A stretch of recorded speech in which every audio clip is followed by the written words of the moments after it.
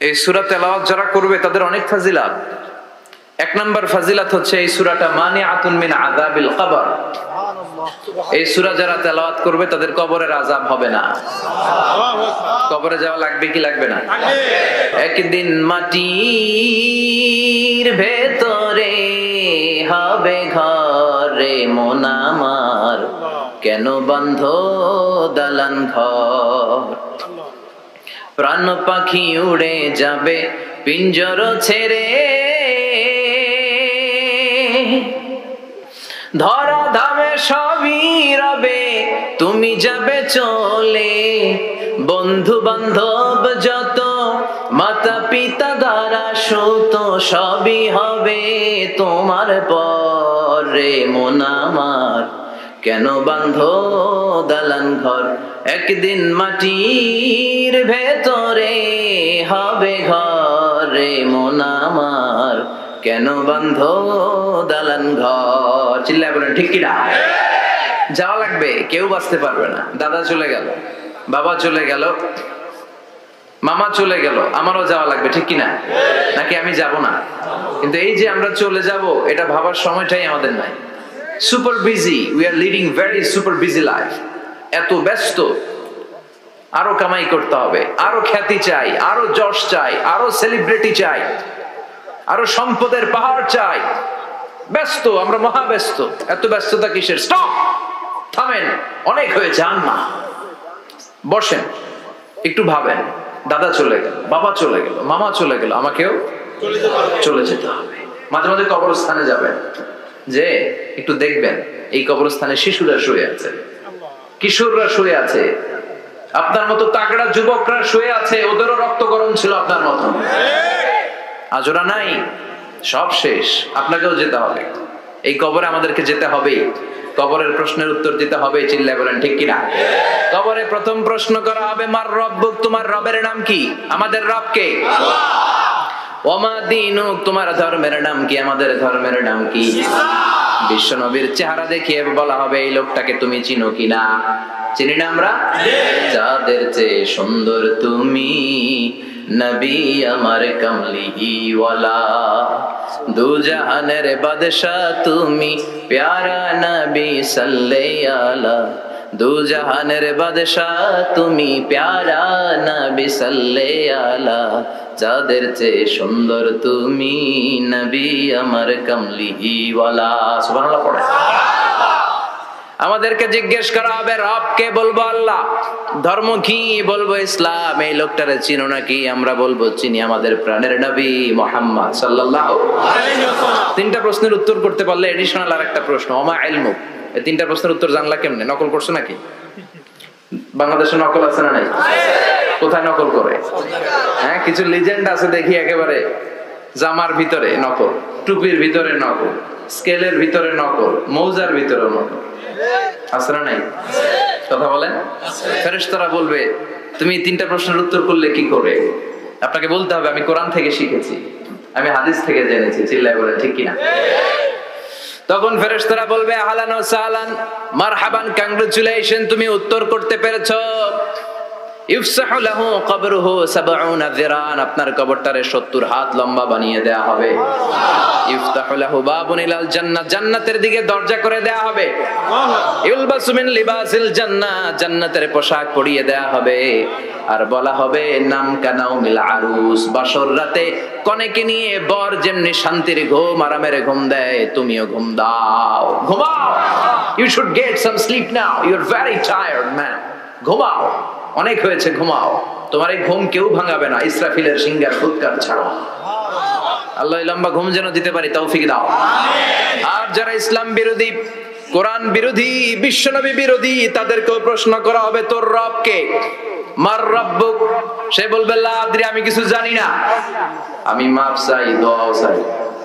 কথা কম, জানি না, আমি কিছুই মনে করতে পারছি না, আমি কিছু জানি না, আমার ধর্ম নাই, কর্ম নাই, আমার ধর্ম যার যার, উৎসব সবার, আমার কোনো ধর্ম টর্ম নাই, আমার কোনো নামাজ রোজা নাই, আমার কোনো রব নাই। দ্বিতীয় প্রশ্ন ওমা দীনুক, তোর ধর্মের নাম কি? সে বলবে ধর্ম কি আমি জানি না, আমি ধর্মরে গালি দিতাম। আমি দুনিয়া ইসলাম রে বাস দিতাম, আমি আলেম ওলামাদের বিরোধিতা করতাম, আর শাহবাগের মঞ্চে উঠে ভাষণ দিতাম। আছে না নাই? সব গুমর ফাঁস হয়ে যাবে। ইয়াউমুত তাগাবুন। এরপর বিশ্বনবীর চেহারা দেখিয়ে বলা হবে এই লোকটারা চিনো নাকি? সে বলবে চিনি না, তবে আমার বন্ধুরা তার বিরুদ্ধে ব্লগে লিখতো, আমিও ব্যাড ব্যাড কমেন্টস করে দিতাম, এই লোকটার বিরুদ্ধে আমি কার্টুন বানাতাম, এই বিশ্বনবীর বিরুদ্ধে আমি কথা বলতাম। চিল্লায় বলেন ঠিক কিনা? ফেরেশতারা বলবে লা দারাইতা ওয়ালা তালাইতা, তুই তো কিছুই পারলি না, তুই তো কপাল পোড়া। ফায়ুত্রাকু বিমাতারিকা মিন হাদিদ, লোহার হাতুড়ি দিয়ে পিটিয়ে ওর মাসেলগুলো থেতলে ফেলা হবে। ওয়াইকালু লিল আরদি ইলতাইমি, কবরের দুই পাশের মাটির বলা হবে চাপ দে, এমন চাপ দিবে ফাতাখতালিফা আদলাউহু, ডান পাশের পাজরের হাড্ডি বাম দিকে ঢুকে যাবে, বাম পাশের পাজরের হাড্ডি ডান পাশে ঢুকে যাবে। কিয়ামত পর্যন্ত এই মারামারি চলবে। আল্লাহ এরকম ভয়ঙ্কর পরিস্থিতি থেকে আমাদেরকে বাঁচাও। ওই কবরের আযাব থেকে বাঁচার দরকার আছে না নাই? বিশ্বনবী বললেন যে ব্যক্তি রাত্রিবেলায় সূরাতুল মুলক তেলাওয়াত করবে তার কবরের আযাব হবে না। ইন্না হাযিহি সূরা সূরাতুন আযীমা মানিআতুন মিন আযাবিল কবর। এই সূরাটা এমন সূরা, সাধারণ কোন সূরা না। এই সূরাতুল মুলক যে রাত্রিবেলায় তেলাওয়াত করবে তার কবরের আযাব থেকে তারে বাঁচিয়ে দিবে কে? নাম্বার 1 ফাজিলা স্ট্যাটাস, মনে থাকবে তো? 2 নাম্বার স্ট্যাটাস শাফাআত লি সাহিবিহা। এই সূরাটা এই সূরার তেলাওয়াতকারীর জন্য কিয়ামতের দিন সুপারিশ করবে।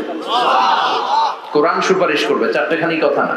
কোরআন যদি আপনার বিরুদ্ধে দাঁড়ায় আপনার জান্নাত ক্যান্সেল, আর কোরআন যদি আপনার ব্যাপারে আল্লাহর কাছে রেকমেন্ডেশন করে জান্নাত আপনার জন্য ওয়াজিব করে দিবে কে? আল্লাহ। এজন্য বিশ্বনবী বললেন শাফাআত লি সাহিবিহা, কিয়ামতের দিন তেলাওয়াতকারীর জন্য আল্লাহর কাছে সুপারিশ করবে। 2টা গেল। 3 নাম্বার বিশ্বনবী বললেন খাসামাত আন সাহিবিহা। এই সূরাটা কিয়ামতের দিন এই সূরার তেলাওয়াতকারীর পক্ষ নিয়ে আল্লাহর সাথে ঝগড়া করা শুরু করে দিবে। আল্লাহর সাথে ডিবেট করবে, ঝগড়া করবে, যতক্ষণ না হাত্তা আদখালাহুল্লাহুল জান্নাহ। হাদিসের টেক্সট হচ্ছে যে যতক্ষণ না আল্লাহ তাআলা তাকে জান্নাতে না ঢুকায় ততক্ষণ ওই সূরার তেলাওয়াতকারীর পক্ষ নিয়ে আল্লাহর সাথে বিতর্ক, ঝগড়া, তর্ক চলতেই থাকবে। সুবহানাল্লাহ। আর আস্তে বলেন। আবার বিশ্বনবী বললেন মান ক্বারা বিহা ফি লাইলাতিন ফাকাদ আকসারা ওয়া আতওয়াবা। রাত্রিবেলা এই সূরাটা যে তেলাওয়াত করবে পুরো রাত্রিটারে বরকতময় করে দিবে কে? আল্লাহ। এজন্য বিশ্বনবী আবদার করে, আবেদন করে আমাদের কাছে বলে গিয়েছেন, আমি চাই আমার প্রতিটা উম্মতের হৃদয়ে এই সূরাটা গাঁথা থাক। আমি চাই আমার প্রতিটা উম্মতের সিনার ভিতরে এই সূরার 30টা আয়াত গ্রথিত করা থাক। সুবহানাল্লাহ পড়ে। মাত্র 30টা আয়াত মুখস্থ করতে রাজি আছেন? এই সূরাটা আপনার চোখকে খুলে দিবে, আপনার ঘুমন্ত বিবেককে জাগিয়ে তুলবে। স্রষ্টার ব্যাপারে আপনার যদি কোনো সাসপিশন থাকে, সন্দেহ থাকে, এই সন্দেহের পাহাড়কে ভেঙে এই সূরা চুরমার করে দিবে। চিল্লায় বলেন সুবহানাল্লাহ। আল্লাহ ডেকে বলে, গোলাম কিছু কিছু নাস্তিক আছে আমারে খুঁজে পায় না, এরকম কপাল পোড়া নাদান নাস্তিক বাংলার জমিনেও আছে না নাই? এরা বলে আনসিন ইজ নাথিং, যেটা দেখা যায় না ওইটা মানি না, বলে না? Do you see the air in the atmosphere? বাতাসে, বায়ুমণ্ডলে যে বাতাস ঘুরে বেড়ায় এটাকে তুমি দেখো তো মানো কেন? Why do you believe on that? Why do you believe on air? বাতাস বিশ্বাস করছ কেন? কপাল পোড়া নাস্তিকরা বাতাস মানে না? কথা কর। Do you see the bad headache someone feel in his head and he is shouting? মাথার ব্যথায়, মাইগ্রেনের পেইনে যখন কেউ চিৎকার করে তার মাথার ব্যথা দেখা যায়? আমার এখন প্রচন্ড মাথা ব্যথা যদি হয় আপনারা দেখতে পাচ্ছেন তো নাস্তিকরা কি মাইগ্রেনের পেইন বিশ্বাস করে না? মাথা ব্যথা বিশ্বাস করে কি করে না? বাতাস বিশ্বাস করে কি করে না? কয় আনসিন ইজ নাথিং, যেটা দেখি না ওটা বিশ্বাস করি না। কপাল পোড়া। আল্লাহ ডেকে বলে, গোলাম আমার সৃষ্টির দিকে তাকা, আকাশের দিকে তাকা, বাতাসের দিকে তাকা, সাগরের দিকে তাকা। সাগরের মধ্যে আমি আল্লাহ আছি না নাই? বিশাল বড় বড় পাহাড়ের দিকে তাকা, ঝর্ণার দিকে তাকা, ঝর্ণার মধ্যে আমি আছি না নাই?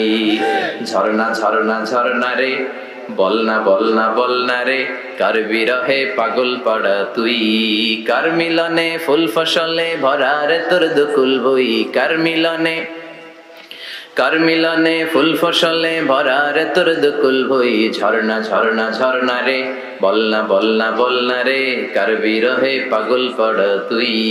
সুবহানাল্লাহ পড়ে। ঝর্ণার দিকে তাকাও, সাগরের দিকে নজর করে দেখো, বিশাল পাহাড়ের দিকে নজর করে তাকাও, ওই পাহাড়ের মধ্যে আল্লাহরে খুঁজে পাবা। চিল্লায় বলেন ঠিক কিনা? ইরাকে এক নাস্তিকের জন্ম হয়েছিল, মাজুসি নাস্তিক মুলহিদ। সে বলে বেড়াচ্ছিল আমি স্রষ্টায় বিশ্বাস করি না, কারণ স্রষ্টা দেখা যায় না। ইরাকের লোকেরা বলল আমাদের একজন ইমাম আছে, নাম নু'মান ইবনে সাবিত। কি নাম? নু'মান ইবনে সাবিত, যাকে আমরা ইমাম আল আযম আবু হানিফা বলে চিনি। সবাই বলল তুমি যে স্রষ্টারে খুঁজে পাও না, আমাদের ইমাম তোমারে স্রষ্টা দেখায় দিবে। সুবহানাল্লাহ পড়েন। সে বলল ঠিক আছে, তাহলে তোমাদের ইমামরা আসতে বলো। কবে? সামনের জুমাবারে ঠিক ভর দুপুরে, দুপুর 2টার দিকে জুমার নামাজের পরে আমিও আসবো, তোমার ইমামও আসবে, ডিবেট হবে। দেখি আমি স্রষ্টার বিপক্ষে আর তোমাদের ইমাম স্রষ্টার পক্ষে, দেখি কে জিতে যায়। এই ডিবেট দেখার জন্য হাজার হাজার মানুষ এসেছে ইরাকের কুফা নগরীতে, হাজার হাজার মানুষ এসেছে। ওই নাস্তিকও এসেছে যে আল্লাহকে বিশ্বাস করে না, স্রষ্টাকে বিশ্বাস করে, সবাই এসেছে। আসে নাই শুধু ইমাম আবু হানিফা। নাস্তিক কয় তগো ইমাম ডরাইছে। কি বলে? তোদের ইমাম ভয় পেয়েছে। উনি এসেছেন 1.5-2 ঘন্টা দেরি করে। 1.5 ঘন্টা দেরি করে যখন উনি আসলেন, নাস্তিক বলে আপনার সাথে কোনো কথা নাই, আপনার তো সময়ের জ্ঞানই নাই, আপনার সাথে কিসের আলাপ? ইমাম আবু হানিফা বললেন ইনদি উযর, আমার ওজর আছে। কি ওজর? তিনি বললেন আমি যখন ঘর থেকে বেরোই আমার বাড়ির সামনে বিশাল এক নদী পড়ে যায়, আর এই নদী পেরোতে আমার নৌকা ব্যবহার করতে হয়। আজকে এসে দেখি নৌকাও নাই, মাঝিও নাই, কিচ্ছু নাই, কিভাবে পার হবো? হঠাৎ দেখলাম নদীর পাশে বিশাল বড় গাছ, গাছটা হঠাৎ এমনি এমনি 2 টুকরা হয়ে গেল। গাছ থেকে বিশাল কাঠের তক্তা বের হয়ে গেল, তক্তাগুলো অটোমেটিক্যালি জোড়া লেগে নৌকা হয়ে গেল। এই নৌকা মাঝি ছাড়া সা করে আমার সামনে চলে এলো। আমি নৌকায় বিসমিল্লাহ বলে বসে পড়লাম। হঠাৎ নৌকা আমারে টান দিয়ে ওপারে নিয়ে এলো। তারপর আমি আপনার এই ময়দানে ছুটে এসেছি। এই যে গাছ কাটা, তক্তা হওয়া, নৌকা হওয়া, মাঝি ছাড়া চলা, এই প্রসেসিং হতে আমার 2 ঘন্টা সময় লেগেছে। I am extremely sorry for that, আনা আসিফ জিদ্দান, আমি দুঃখিত। নাস্তিক নেতা বলে তবে ইমাম গাঞ্জা খাইছে। কি খাইছে? তোদের ইমাম মাজনুন জুন্না আলাই, মাথার তার সিরা নিয়ে যা। ইমাম আবু হানিফা বললেন ময়দানে আমারে গালি দিলেন কেন? পাগল বললেন কেন? তার সিরা বলে ডাকলেন কেন? মাজনুন শব্দ ব্যবহার করলেন কেন? মার্জিত ভাষা ব্যবহার করতে শিখেন। নাস্তিক বলে কেমন কথা আপনি বলেন? শিক্ষিত মানুষ, দার্শনিক মানুষ, জ্ঞানী মানুষ, ইমাম মানুষ, কোন মানুষ ছাড়া, করাত ছাড়া বিশাল বড় বড় গাছ কাটা যায় নাকি? মিস্ত্রি ছাড়া তক্তা বানানো যায় নাকি? মিস্ত্রি ছাড়া তক্তা জোড়া লাগে এমনি এমনি নৌকা হয় নাকি? মাঝি ছাড়া পানিতে নৌকা চলে নাকি? ইমাম আবু হানিফা বললেন now you are on the right track. এই তো লাইনে আসছেন আপনি। এই লাইনে আনার জন্যই তো এত গল্প, লাইনে আনার জন্যই তো এত স্টোরি আমি মেক করলাম। আপনার কথা থেকেই যদি ধরি, করাত ছাড়া গাছ কাটা যায় না, এমনি এমনি তক্তা হয় না, এমনি এমনি নৌকা হয় না, মাঝি ছাড়া নৌকা এমনি এমনি চলে না, তাহলে আকাশ কেমন করে এমনি এমনি হলো? জমিন কেমন করে এমনি এমনি হলো? দ্বীপ প্রহরের জলজলে সূর্যটা কেমন করে কিরণ দিল এমনি এমনি? আল্লাহু আকবার। কেমন করে নবমণ্ডল ভূমণ্ডল সৃষ্টি হলো? কেমন করে দিন শেষে রাত্রি আসে, রাত্রি শেষে দিন আসে?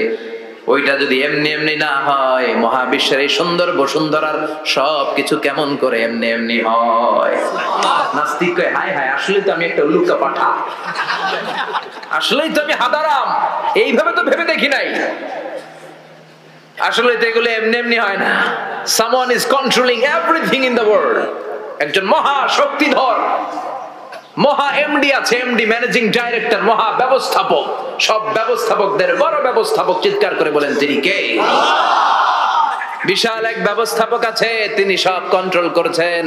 এতদিন পর্যন্ত আমি বুঝতে পারি নাই, আমারে মাফ করিয়ে দেন আর করিয়ে দেন। লা ইলাহা ইল্লাল্লাহু মুহাম্মাদুর রাসূলুল্লাহ সাল্লাল্লাহু আলাইহি ওয়াসাল্লাম। সাইয়েদনা ইমাম আবু হানিফার হাতে হাত রেখে শাহাদা বাক্য পাঠ করেছে। সুবহানাল্লাহ পড়ুন।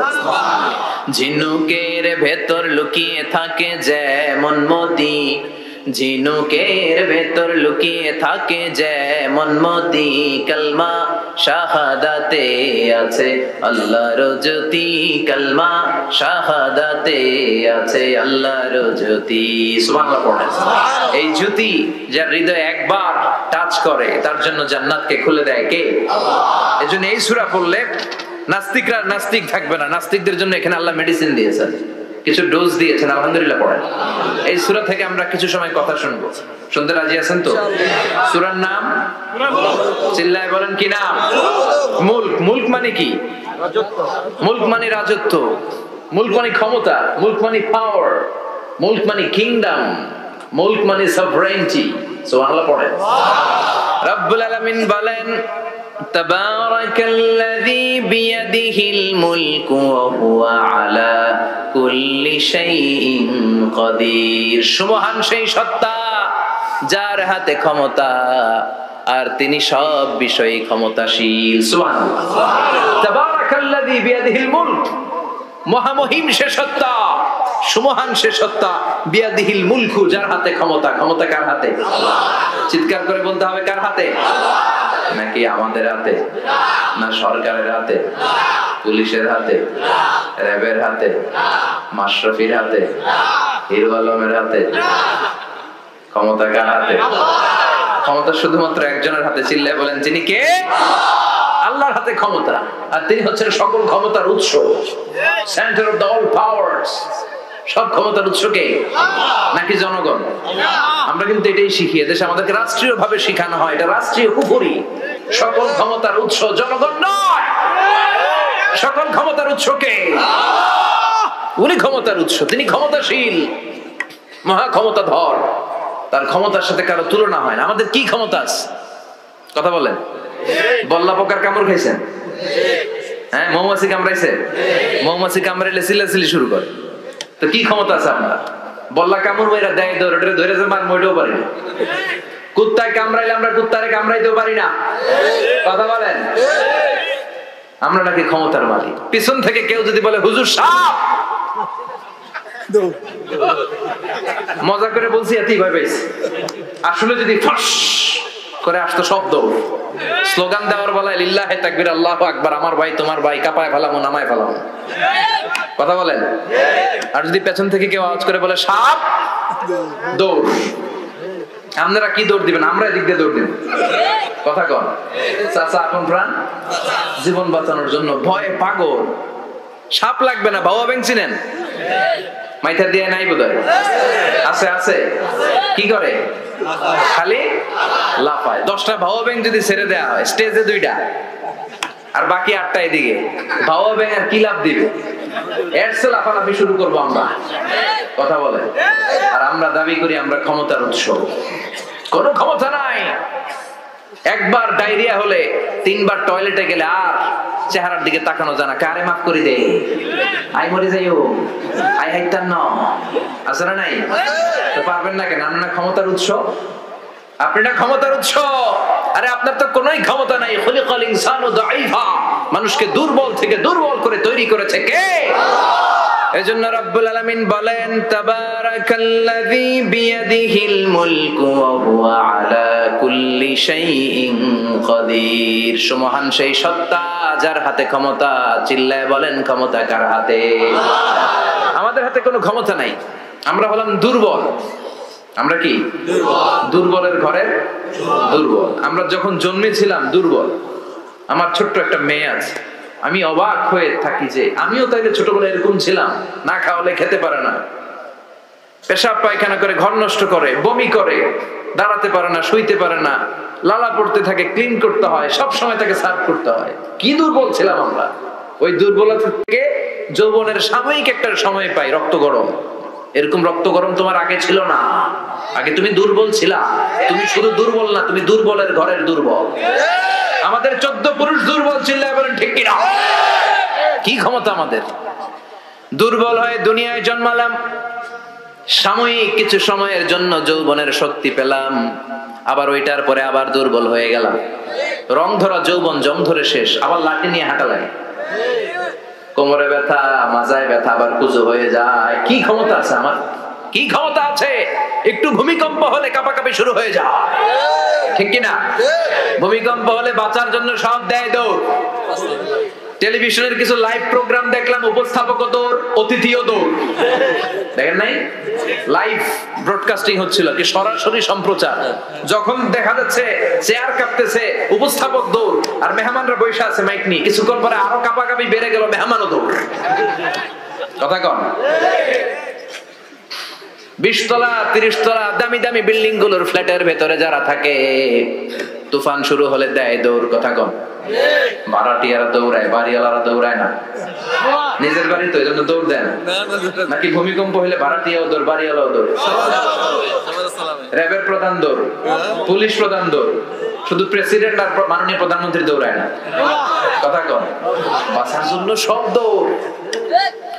কয়েক বছর আগে পত্রিকায় একটা হেডিং পড়লাম, মাননীয় প্রধানমন্ত্রীকে বহনকারী বিমান এর 33 চক্কর আকাশে। কয় চক্কর? কি যেন সমস্যা হয়েছে, বিমান নামতে পারছিল না। তখন ওনার সাথে আবার স্পেশাল সিকিউরিটি ফোর্স থাকে। ওনার বলল, honourable prime minister, we can not land now because of some flying মেকানিজমে আমাদের সমস্যা হচ্ছে, আমরা ল্যান্ড করতে পারছি না, ঝামেলা হচ্ছে, নিচেও হয়তো কোনো ঝামেলা দেখা দিচ্ছে, আমরা এখন নামতে পারবো না, উই ক্যান নট ল্যান্ড নাও। আপনাকে একটু ধৈর্য ধরে বসে থাকতে হবে। তখন ওই ওনাকে বহনকারী বিমানটা আকাশে 33টা চক্কর মেরেছিল। এটা নিয়ে কাভার করা হয়েছে পত্রিকায়। আপনার কি মনে হয় 17 কোটি মানুষের প্রধানমন্ত্রী, এদেশের সবচেয়ে ক্ষমতাধর নারী, উনি যখন বিমানে বসা অবস্থায় শুনলেন বিমানে ঝামেলা বা নিচে ঝামেলা, ওনার অন্তরে ভয় ঢুকছে কার? উনি বসে বসে জিকির করছে কার? তাহলে দেখেন, ক্ষমতাও সবসময় কাজে লাগে না। চিৎকার করে বলেন ঠিক কিনা? ক্ষমতা আপনারে বাঁচাতে পারবে না, আপনারে বাঁচাতে পারে একজন। চিৎকার করে বলেন তিনি কে? এজন্য তুফান যখন শুরু হয়, জলোচ্ছ্বাস যখন শুরু হয়, ঘূর্ণিঝড় যখন শুরু হয়, সিডর যখন শুরু হয়, বন্যা যখন শুরু হয়, তখন বোঝা যায় আল্লাহ কারে কয়। কক্সবাজারে যখন জলোচ্ছ্বাস হয়, মহেশখালী দ্বীপে যখন তুফান হয়, টর্নেডো হয়, জলোচ্ছ্বাস হয়, গৌতম বুদ্ধের অনুসারী যেই বুদ্ধ ধর্মের লোকেরা আছে, বৌদ্ধ পাদ্রীরাও নেমে নেমে জিকির করা শুরু করে দেয় কার? সবাই তখন পড়ে লা ইলাহা ইল্লাল্লাহ, লা ইলাহা ইল্লাল্লাহ মুহাম্মাদুর রাসূলুল্লাহ সাল্লাল্লাহু আলাইহি ওয়াসাল্লাম। বিপদে পড়লে বোঝা যায় আল্লাহ কারে কয়। আমি একবার বিপদে পড়ছি, বরিশাল গিয়েছিলাম, বাসে ফিরে আসতেছি লঞ্চে, ওই লঞ্চে তুফান হয়েছিল। তখন বুঝলাম যে কি ভয়ঙ্কর অবস্থা। ওই লঞ্চের সবাই আস্তিক নাস্তিক, মুসলমান হিন্দু সবাই জিকির করা শুরু করে দিয়েছে আল্লাহ। সুবহানাল্লাহ কইবেন না? লঞ্চ যখন কেঁপে ওঠে সবাই বলে বাঁচাও। আমি গেলাম, কে বাঁচাইবো? ওকে হুজুর আপনি বাঁচান। আমি বললাম তাইলে আমারে বাঁচাইবো কেডা? কয় আল্লাহ। আল্লাহ ছাড়া বাঁচাতে পারে কেউ? আমরা মাঝে মাঝে বাংলাদেশের বিভিন্ন জেলাগুলোতে যখন প্রোগ্রামে যাই, এত দূরত্ব থাকে, আমরা কারে ড্রাইভিং করে যে প্রোগ্রামে অংশগ্রহণ করা সম্ভব হয় না। ফলে আমরা মাঝে মাঝে সিভিল এভিয়েশনের যে আভ্যন্তরীণ বিমানবন্দরে বেসামরিক বিমান যেগুলো চলাচল করে, প্যাসেঞ্জার প্লেন, এগুলো ইউজ করি। ঢাকা থেকে এগুলো চলে, সৈয়দপুরে যায় কিছু, রাজশাহীতে, সিলেটে, চিটাগাংয়ে যায়, যশোর এয়ারপোর্টে যায় এবং কক্সবাজারে যায়। তো আমরা এগুলোতে যখন চড়ি, মাঝে মাঝে কিছু এয়ার হোস্টেজ আসে, এরা খুবই সুন্দরী, বিউটিফুল লেডি, এদেরকে সাজিয়ে ওইভাবে আনা হয়। এদের আবার কয়েকটা বাচ্চা টাচ্চা হয়ে গেলে এদেরকে চাকরিতে রিক্রুট করে না, কারণ এদের সৌন্দর্যটা পুঁজি। এই সুন্দর ড্রেস নিয়ে এরা আমাদেরকে খাবার সার্ভ করে। আর বিমানটা যখন আকাশের দিকে উঠতে থাকে তখন বলে, ভদ্র মহিলা, ভদ্র মহোদয়গণ, আপনাদের সিট বেল্টই বেঁধে নিন। এখনই শাহজালাল আন্তর্জাতিক বিমানবন্দর থেকে 14,000 ফুট উপর দিয়ে এটা চিটাগাংয়ে পৌঁছবে। আল্লাহু আকবার, আল্লাহু আকবার, আল্লাহু আকবার, সুবহানাল্লাযী সাখখারা লানা হাযা ওয়া মা কুন্না লাহু মুকরিনিন ওয়া ইন্না ইলা রাব্বিনা লামুনকালিবুন। দেখতে সুন্দরী, লিপস্টিক মেরে, ডিজাইন করে, মেকআপ নিয়ে, সুটেড বুটেড হয়ে এসেছে, কিন্তু যখনই বিমানটা 14,000 ফিট উপরে ওঠে তখন তার মুখ দিয়ে বেরোয় আল্লাহু আকবার। কারণ সেও ভালো করে জানে এই 14,000 ফিট উপরে আমার আব্বা নাই, আমার আম্মা নাই, মাননীয় প্রধানমন্ত্রী নাই, পুলিশ নাই, র‍্যাব নাই, এই হাওয়ার উপরে বিমানটা চলে, ওখানে কেউ আমারে বাঁচাতে পারে না, একজন ছাড়া চিল্লায় বলো তিনি কে? তখন তারাও বাধ্য হয়ে পড়ে আল্লাহু আকবার। তাহলে বোঝা গেল আমাদের কোন ক্ষমতা কিচ্ছু নাই, আসল ক্ষমতার মালিক একজন, চিল্লায় বলেন তিনি কে? আল্লাহ। সে আল্লাহ বললেন তাবারাকাল্লাযী বিয়াদিহিল মুলকু ওয়া হুয়া আলা কুল্লি শাইইন কাদির। সুমহান সেই সত্তা যার হাতে ক্ষমতা, ক্ষমতা কার হাতে? সব ক্ষমতার মালিক আল্লাহ। তবে আমাদেরকেও আল্লাহ কিছু ক্ষমতা দিয়েছে, এটা লিমিটেড। এটা কি? যেমন এই যে মাননীয় প্রধানমন্ত্রী ওনার দল নিয়ে বাংলাদেশ আওয়ামী লীগ নিয়ে যে ক্ষমতায় আসলেন, কয় বছরের মেয়াদে? কোন কোন দেশে ক্ষমতায় আসে 10 বছরের মেয়াদে, আছে না নাই? আল্লাহ আসছে কয় বছরের মেয়াদে? 30 বছর, 40 বছর। আল্লাহর ক্ষমতার মেয়াদ 100 বছর। এরপরে রিনিউ করা লাগবে। এটা কথা বলেন। আল্লাহ বলেন হুয়াল আউয়ালু ওয়াল আখিরু ওয়াল যাহিরু ওয়াল বাতিন ওয়া হুয়া বিকুল্লি শাইইন আলিম। আমি প্রথম, আমি শেষ, আমি প্রকাশ্য, আমি গোপন। ঠিক কি না? প্রথমে আল্লাহ আল্লাহ, শেষেও আল্লাহ আল্লাহ, আকাশে আল্লাহ আল্লাহ, জমিনে আল্লাহ আল্লাহ। সবাই পড়েন, প্রথমে আল্লাহ আল্লাহ, শেষেও আল্লাহ আল্লাহ, আকাশে আল্লাহ আল্লাহ, জমিনে আল্লাহ আল্লাহ। নিখিল জাহান গায়ে গুণগান তার নামে গায়, আমরাও গাই তাআলা হামদে বারি তাআলা, হামদে বারি তাআলা, হামদে বারি তাআলা। সুবহানাল্লাহ পড়ে। আল্লাহ বলে আমার ক্ষমতা তোদের মতো 5 বছরের মেয়াদে না, 10 বছরের মেয়াদে না, 20 বছর 30 বছরের মেয়াদে না, আমি চিরকালের জন্য ক্ষমতার চেয়ারে বসা। চিরকালীন মেয়াদ, সৃষ্টির সূচনার আগ থেকে তিনি আছেন, অনাদিকাল পর্যন্ত তিনি থাকবেন। তার ক্ষমতার মেয়াদ আনলিমিটেড মেয়াদ। চিৎকার করে বলেন ঠিক কিনা? আবার পৃথিবীর অনেক দেশে দেখবেন ডেমোক্রেটিক সিস্টেমে, আমাদের দেশেও তো গণতান্ত্রিক সিস্টেমে ভোটাভুটির মধ্য দিয়ে ক্ষমতায় আসে না? যাদেরকে ভোট দেওয়া হয় বেশি তারা ক্ষমতায় চলে যায়। আল্লাহ তো ভোটে আসছে ক্ষমতায়, কথা কম। তো কেমনে আসছে? কারচুপি করে, কথা বলেন। আল্লাহ ভোটে আসা লাগে নাই, কেউ তাকে ভোট দেওয়া লাগে না। আবার অনেক দেশে আছে মোনার্কি সিস্টেম, রাজতন্ত্র, রাজার পোলা রাজা। আল্লাহর বাপ ছিল রাজা, এই জন্য আল্লাহ রাজা। কথা বলেন না, আল্লাহ রাজতন্ত্রের সিস্টেমে আসে নাই। আবার অনেক দেশে আছে ডিক্টেটরশিপ, একবার ক্ষমতা পাইলে মাগার চেয়ার ছাড়ে না, আছে না নাই? 20 বছর 30 বছর চলতেই থাকে, আছে না নাই? আল্লাহ কি এই সিস্টেমে আসছে? আল্লাহর ক্ষমতার সাথে পৃথিবীর কারো ক্ষমতার কোনো মিল নাই। চিৎকার করে বলেন ঠিক কি না? আবার অনেক দেশে কোয়ালিশন করে ক্ষমতায় যেতে হয়, জোট করে। জোটের রাজনীতি দেশে আছে না নাই? 4 দলীয় জোট, 10 দলীয় জোট, 14 দলীয়, 18 দলীয়, 20 দলীয়, মহাদলীয়, মহাজোট, সামনে হবে মহাজোট। কথা ঠিক কিনা বলেন? তা আল্লাহ কিরকম জোট করে আসা লাগছে? কথা বলেন। তার মানে আল্লাহর ক্ষমতা আমাদের ক্ষমতা এক নয়। আবার পৃথিবীর অনেক দেশে গণ অভ্যুত্থানের মাধ্যমে অনেককে ক্ষমতা থেকে নামানো হয়, ঠিক কিনা? গণ অভ্যুত্থান হয় না? সেনাবাহিনীরা কু করে না? মিলিটারি কু করে ক্ষমতা থেকে নামায়। তো আমরাও যদি আল্লাহর বিরুদ্ধে একটা আন্দোলন করি, আল্লাহ তো নেমে যাবে? নামানো যাবে না? আচ্ছা, আমরা পারলাম না। জিনেরা যদি আমাদের সাথে যোগ দেয়, মানুষ জিন ভাই ভাই, আল্লাহর রক্ষা নাই। কথা বলেন, তাও পারা যাবে না। ফেরেশতারাও যদি কয় আমরাও মানি না, তাইলে তো শেষ আল্লাহর গদি। আল্লাহ বলে গোটা বিশ্বের সবাই মিলে যদি আমার বিরুদ্ধে আন্দোলনে নেমে যাস, আমার ক্ষমতার বিরুদ্ধে যদি মিছিল দেয়া শুরু করে দিস, আমার ক্ষমতার 1 ইঞ্চিও কমাতে পারবি না। সুবহানাল্লাহ পড়েন। এজন্য আল্লাহ বললেন তাবারাকাল্লাযী বিয়াদিহিল মুলকু ওয়া হুয়া আলা কুল্লি শাইইন কাদির। সুমহান সেই সত্তা যার হাতে ক্ষমতা, ক্ষমতা কার হাতে? আবার দেখবেন পৃথিবীর অনেক দেশের রাজা সিস্টেম, যেখানে বয়সের ভাড়া যখন নুজ্জ হয়ে যায়, 80-90 বছর বয়স হয়ে যায়, স্বেচ্ছায় ক্ষমতা ছেড়ে দেয়, ছেড়ে দিয়ে রিটায়ারমেন্টে যায়। কথা কন, শোনেন নাই মনে হয়? আছে না নাই? অনেক রাজা স্বেচ্ছায় ক্ষমতা ছেড়ে দিয়ে রিটায়ারমেন্টে যায়, বয়সের ভারে নুজ্জ। তো আল্লাহ তো ওই কবে থেকে ক্ষমতায়, বুড়ো হয়ে গেছে না? কথা কন।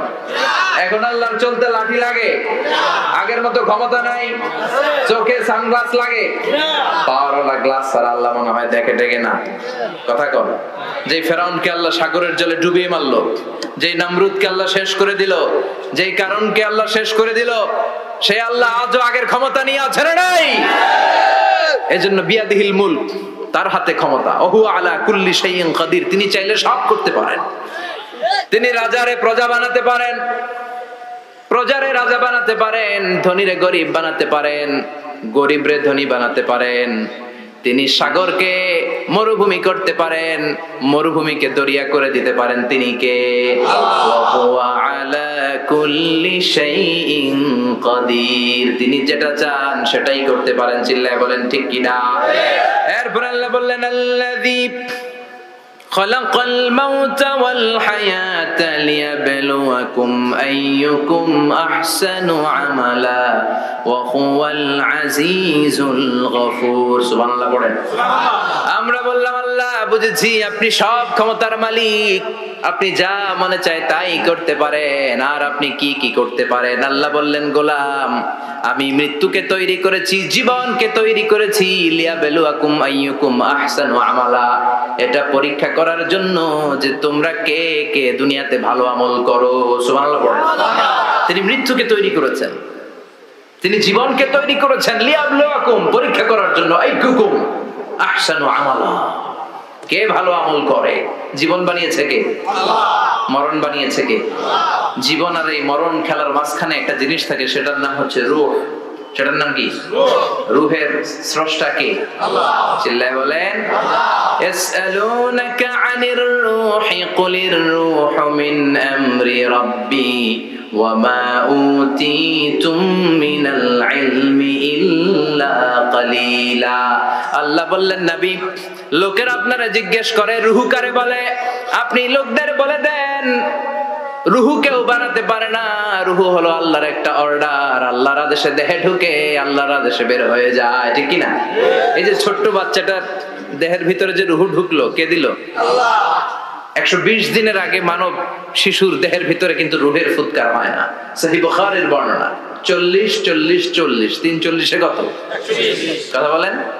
প্রথম 40 থাকে নুতফা, তারপরের 40 হয় আলাকা, তারপরের 40 হয় মুদগা, sperm drop, blood clot and then the little flesh. ছোট্ট নাপাক পানি ছিলাম, শুক্রাণু ছিলাম আমরা। কি ছিলাম? শুক্র ছিলাম না, শুক্রাণু, শুক্রের অণু। এক ফোঁটা শুক্রের মধ্যে 20 কোটি অণু থাকে, ওই 20 কোটির একটা ছিলাম আমি আর আপনি। সুবহানাল্লাহ বাড়িতে গিয়ে বলেন। ডিম্ব আমরা ছিলাম না, আমরা ছিলাম ডিম্বাণু, ডিম্বের অণু।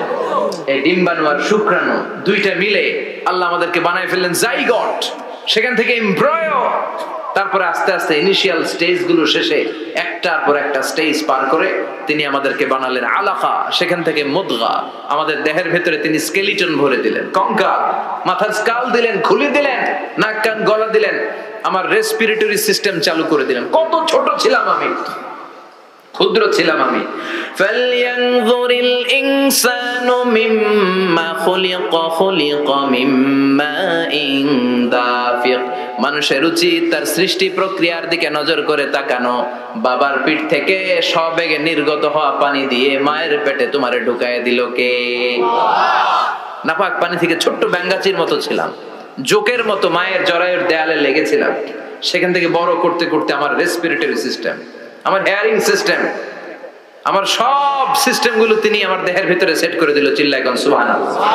120 দিনের সার্টেন পিরিয়ড শেষে তিনি দেহের ভিতরে রূহের ফুৎকার দিলেন। দেয়া মাত্রই আমার রূহতে ধপ ধপ ধপ শুরু হয়ে গেছে। ওই যে ধপ ধপ শুরু হয়েছে, আজও থামে নাই। এই ধপ ধপ থামলে বাঁচবেন? দম ফুরাইলে আমরা ঠুস হয়ে যাবো, ঠিক কিনা?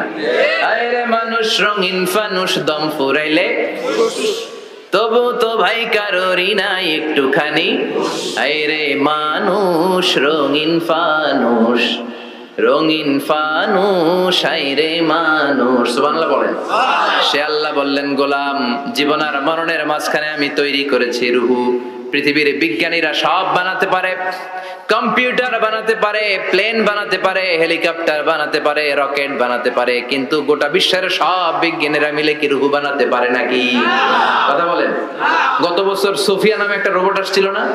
কথা কন। ওটা মাথা উঁচু করে নিচু করে কথা বলতে চায়, মানুষের মতো হতে চায়। আসলে কি মানুষ? ওটার মধ্যে কি রুহু আছে? রুহু বানাইতে পারবে কেউ? এই রুহু নিয়ে যে কত গবেষণা, মুমূর্ষ রোগীদের উপর গবেষণা চালিয়েছে অনেক। বুলেট প্রুফ গ্লাসের ভিতরে মুমূর্ষ রোগীকে রেখে রেখে তারা চেক করতে চেয়েছে আমেরিকান বিজ্ঞানীরা যে রুহু কোন দিক দিয়ে বের হয়। তারা ওজন করে দেখে মানুষ মরে গেলে কোন লাশের ওজন বেড়ে যায়, কোন লাশের ওজন কমে যায়। যেটাতে কমে গেছে 2-1 কেজি কমে যায়, তার অবাক। কিরে আগে ছিল 80 কেজি, এখন হয়েছে 78 কেজি, তার মানে 2 কেজি না, এটাই রুহু। এটাই কি? এটা হচ্ছে গবেষণার ধাপ।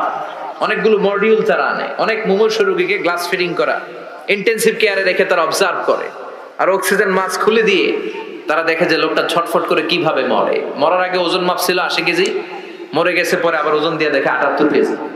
কমছে কয় কেজি? বিজ্ঞানে কয় পাইছি। সবাই কয় কি পাইছে? কয় রুহু। কই পাইলেন? কয় আগে 80, এখন 78, 2 কেজি। রুহুর ওজন কয় কেজি?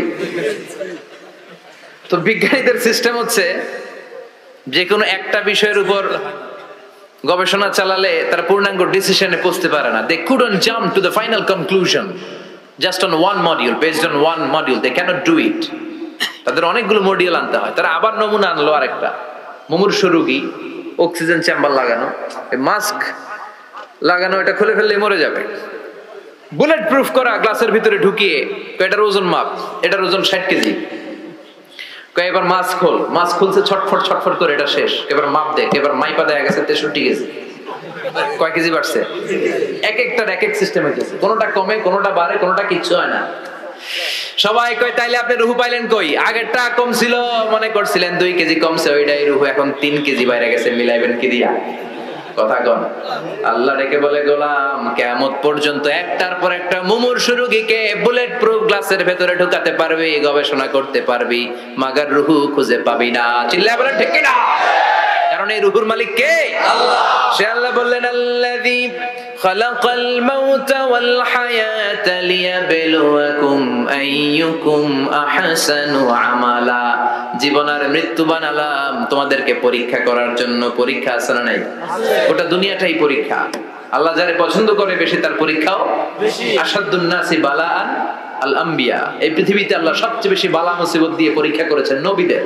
কারণ নবীরা আল্লাহর কাছে কম প্রিয় না বেশি প্রিয়? যেহেতু প্রিয় বেশি, পরীক্ষা বেশি। এজন্য মুমিনের উপর যদি পরীক্ষা আসে, মুমিনের উপর যদি অত্যাচার আসে, মুমিনের উপর যদি ধৈর্যের পরীক্ষা আসে, জেল জরিমানা আসে, মুমিন ওইটারে ভয় পায় না। মুমিন ভয় পায় একজনকে। চিল্লায় বলেন তিনি কে?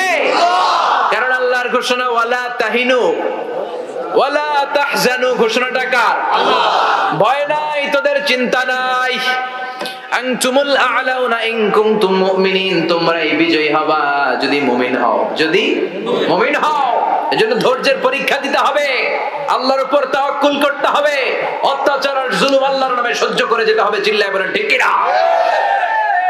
কারণ মুসলিমের সাথে আল্লাহ থাকে।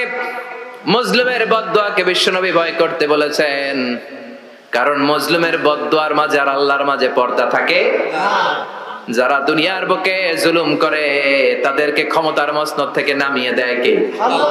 আর যারা মজলুম হয়, যাদের রক্ত দিয়ে জমিন ভেজে, তাদেরকে জমিনের ক্ষমতা দিয়ে দেয় কে? আর যারা রক্ত ঝরায়, ইতিহাস বলে তারা শেষ পর্যন্ত প্রাণ আর জান নিয়ে পালাবার জায়গাটা পায় না। চিল্লায় বলেন ঠিক কিনা? এজন্য মুমিন খুব ভালো করে জানে, রাত্রি যত গভীর হয়, সুবহে সাদিকের সময় কাছে আসতে থাকে। গর্ভবতী নারীর পেটের জ্বালা যন্ত্রণা, ব্যথার পেইন যত বাড়ে, নতুন মেহমান আগমনের সময় কাছে আসতে থাকে। তেমনি ইসলামের পক্ষের শক্তির উপর যদি অত্যাচার, অনাচার, স্টিম রোলার বেড়ে যায়, এটা প্রমাণ করে ইসলামের বিজয়ের সময় কাছে আসতে শুরু করেছে। চিল্লায় বলো ঠিক কিনা? এজন্য রাব্বুল আলামিন ডেকে বলেন, গোলাম লিয়াবলুয়াকুম আইয়ুকুম আহসানু আমালা। কে ভালো আমল করো, কে খারাপ আমল করো, এজন্য আমি জীবন মরণ তৈরি করেছি। চিল্লায় কোন ঠিক কিনা? এরপর আল্লাহ বললেন, ওয়ালাকাদ যায়্যানাস সামাআ الدنيا بمصابيح وجعلناها رجوما للشياطين سبحان الله বলেন ولقد زينا السماء الدنيا the sky with candles with light and stars আল্লাহ বললেন আমি দুনিয়ার আকাশকে তারা দিয়ে সুশোভিত করেছি আকাশে তারা আছে না নাই এগুলো এমনি এমনি হয়েছে না তৈরি করছে কে বিশ্বাস হয় কোনো সন্দেহ আছে এখন তো লাইটিং ফাইটিং এর যুগে তারার যে কি সৌন্দর্য আমরা বুঝি না আমরা যখন ছোটবেলা গ্রামে যেতাম রাতের বেলা তারার মেলা কি সুন্দর একটার চেয়ে একটা সুন্দর শুকতারা ধ্রুব তারা সপ্তর্ষিমণ্ডল 7টা তারার একটা চেইন আছে চিনেন এগুলো কি সুন্দর তারা এগুলো তৈরি করে রেখেছে কে প্রথম আকাশের মহাশূন্যকে আল্লাহ এই তারকা দিয়ে বিউটিফাই করেছেন ইটস এ ক্যান্ডেল আল্লাহ সাজিয়ে রেখেছেন আমরা খালি চোখে যেটা দেখি এটা কিন্তু আকাশ না এটা প্রথম আকাশ নয় প্রথম আকাশ যে কত দূরে আমেরিকার নাসার বিজ্ঞানীরাও জানে না খালি চোখে আমরা যা দেখি এটা প্রথম আকাশের মহাশূন্য এর অনেক অনেক অনেক উপরে প্রথম আকাশ এরপরে দ্বিতীয় আকাশের মহাশূন্যের স্তর শুরু এরপরে দ্বিতীয় আকাশ তারপরে তৃতীয় আকাশের মহাশূন্যের স্তর শুরু তারপরে তৃতীয় আকাশ একটার চেয়ে আরেকটা বড় প্রথম আকাশের চেয়ে দ্বিতীয় আকাশ কত বড় বলি আপনার হাতের আংটিটা যদি সাহারা মরুভূমিতে আপনি ছুঁড়ে ফেলে দেন পুরো মরুভূমির তুলনায় আংটি যত ছোট আল্লাহর দ্বিতীয় আসমানের তুলনায় আল্লাহর প্রথম আসমানটা ঠিক তত ছোট একটার চেয়ে একটা বড় একটার চেয়ে একটা বড় এই সূর্য দেখে আমরা অবাক হয়ে যাই 9 কোটি 30 লক্ষ মাইল দূরে এই পৃথিবীর চেয়ে 13 লক্ষ গুণ বড় এটার সানশাইন আলো আসতে পৃথিবীতে 8 মিনিট 18 সেকেন্ড লেগে যায় এই শব্দটা লেখার জায়গা আমরা পাই না মানচিত্রে বাংলাদেশ শব্দটা লেখার জায়গা পায় না বিআরএ উঠে যায় ইন্ডিয়ার উপর আর ডিএসএ উঠে যায় আবার ইন্ডিয়ার উপর মাঝখানের দুইটা অক্ষর বাংলাদেশের উপরে পড়ে চিল্লায় বলেন ঠিক কিনা কত ছোট দেশ পাশের ইন্ডিয়া 20-25 গুণ বড় ইউরোপ আমেরিকার অনেক দেশ আছে আমেরিকাই বাংলাদেশের চেয়ে শতগুণ বড় কানাডা কয়েকশো গুণ বড় রাশিয়া কয়েকশো গুণ বড় এরকম প্রায় 200 দেশ নিয়ে পৃথিবীর স্থলভাগ আর 70% হচ্ছে শুধু পানি এই সব মিলে আমাদের এই পৃথিবী আর এত বড় পৃথিবীর চেয়েও নাকি সূর্য 13 লক্ষ গুণ বড় তার মানে সূর্যই বড় না সূর্যের চেয়ে অনেক বড় তারা আছে সূর্যের পরে পৃথিবীর সবচেয়ে কাছের যে তারা বা স্টার ওটার নাম হচ্ছে প্রক্সিমা সেন্ট্রাই নাম কি প্রক্সিমা সেন্ট্রাই এরপরে আলফা সেন্ট্রাই এ আলফা সেন্ট্রাই বি ইটা ক্যারিনা ব্যাটেলজিউস এরকম একটার পর একটা তারা যেই সূর্য পৃথিবীর চেয়ে 13 লক্ষ গুণ বড় ব্যাটেলজিউস নামে একটা তারা আছে ওটা সূর্যের চেয়ে 33 কোটি গুণ বড় তার মানে কি ব্যাটেলজিউসই সবচেয়ে বড় না ছোট্ট একটা তারা এই ব্যাটেলজিউসের খেয়ে ফেলাইতে পারে এরকম 1000 কোটি গুণ বড় সাইজের তারা আছে না নাই এরকম কয়েক বিলিয়ন তারা নিয়ে আমাদের গ্যালাক্সি গঠিত আমাদের গ্যালাক্সি এটার নাম মিল্কি ওয়ে এটার নাম কি আমাদের গ্যালাক্সি এই গ্যালাক্সিতে আমাদের অবস্থান এরকম কত হাজার কোটি গ্যালাক্সি আছে আমেরিকার নাসার বিজ্ঞানীরাও জানে না আমাদের গ্যালাক্সির সবচেয়ে কাছের যে গ্যালাক্সি ওই গ্যালাক্সিটার নাম হচ্ছে অ্যান্ড্রোমেডা কি নাম অ্যান্ড্রোমেডা আমাদের গ্যালাক্সি থেকে কেউ যদি কাছের গ্যালাক্সি অ্যান্ড্রোমেডাতে যেতে চায় তার 2.5 মিলিয়ন লাইট ইয়ার্স সময় লেগে যাবে কথাটা কঠিন হয়ে গেছে আমি ভেঙে বলি তারপরে সুবহানাল্লাহ কই আমাদের গ্যালাক্সির নাম মিল্কি ওয়ে থেকে যদি কেউ অ্যান্ড্রোমেডাতে যেতে চায় কত সময় লাগবে 2.5 মিলিয়ন লাইট ইয়ার মানে আলোকবর্ষ আলোর গতিতে যদি ছোটা যায় 2.5 মিলিয়ন মানে হচ্ছে প্রায় 25 লক্ষ তাহলে পৃথিবীতে সবচেয়ে দ্রুতগামী যে বিষয়টা আবিষ্কৃত হয়েছে সেটা হচ্ছে আলো এই যে লাইট মারলে যে ছোটে এই লাইট প্রতি সেকেন্ডে 1,86,000 মাইল বেগে ছুটতে পারে 1 মিনিটে না 1 ঘন্টায় না 1 মিনিটে না 1 সেকেন্ডে আলো চলে যায় কয় mile 1,86,000 could you imagine that আপনি কল্পনা করতে পারেন তাহলে তো মাথা না লাগতেছেন এটা কি কল্পনা করা যাবে আমার তো তার ছিঁড়ে যাচ্ছে 1 সেকেন্ডে নাকি আলো ছুটে 1,86,000 মাইল বেগে 1 সেকেন্ড শব্দ কইতে তো 2 সেকেন্ড লাগে কথা কম এর মধ্যে আলো চলে গেছে 1,86,000 মাইল তো কোন রকেট যদি আপনি পান যে রকেট দিয়ে সেকেন্ডে 1,86,000 মাইল বেগে রকেটটা ছুটবে প্রতি সেকেন্ডে খেয়াল করেন ঘন্টায় না মিনিটে না, কিসে? সেকেন্ডে। যে রকেটটা সেকেন্ডে 1,86,000 মাইল বেগে ছুটবে, ওই রকেটটা দিয়ে আমাদের গ্যালাক্সি থেকে আমাদের পাশের গ্যালাক্সি অ্যান্ড্রোমেডাতে পৌঁছতে আপনার 25 লক্ষ বছর লেগে যাবে। সুবহানাল্লাহ বাড়িতে গিয়ে বললেন। এরকম বিশাল বিশাল তারা দিয়ে আমাদের আকাশটারে বিউটিফাই করেছে কে? এজন্য আল্লাহ বললেন ওয়ালাকাদ যায়্যানাস সামাআদ দুনিয়া বিমাসাবিহা ওয়া জাআলনাহা রুজুমাল লিশ-শায়াতিন। আমি এই দুনিয়ার আকাশটারে সুন্দর সুন্দর তারকারাজি লাইটের মতো সেটিং করে সুশোভিত করেছি, আবার এই তারকা দিয়ে আমি শয়তানদেরকে প্রহারও করেছি। সুবহানাল্লাহ। শয়তানদেরকে আল্লাহ তারা মেরে আঘাত করে। সুবহানাল্লাহ বলেন। এরপরে এই সূরার প্রথম রুকুর শেষে আল্লাহ বললেন ওয়াসিররু কাওলাকুম আও ইজহারু বিহি ইন্নাহু আলিমুম বিযাতিস সুদূর আলা ইয়ালামু মান খালাকা ওয়া হুয়াল লাতীফুল খাবীর। আল্লাহ বললেন ওয়াসিররু কাওলাকুম, তোমরা যদি গোপনে কথা বলো, আও ইজহারু বিহি, কিংবা স্পষ্ট করে বলো, সব শুনে কে? আল্লাহ। আপনি যেমনি বলেন শুনবে কে? আল্লাহ। বলেনই নাই, শুধু মনে মনে ভাবছেন, শুনবে কে? আল্লাহ। সুবহানাল্লাহ কইবেন না? সাত আকাশের উপরে, আরশের উপরে তার অবস্থান, সাত জমিনের নিচে কোন গোপনতম প্রকোষ্ঠে, কোন ছোট্ট বাক্সের ভেতরে যদি কোনো পিঁপড়া, পিপিলিকা নীরবে হেঁটে যায়, আল্লাহ বলে আমি ওই পিঁপড়ার হেঁটে চলার পায়ের আওয়াজটাও শুনতে পাই। এজন্য কেউ যেটা শোনে না, শোনে কে? আল্লাহ।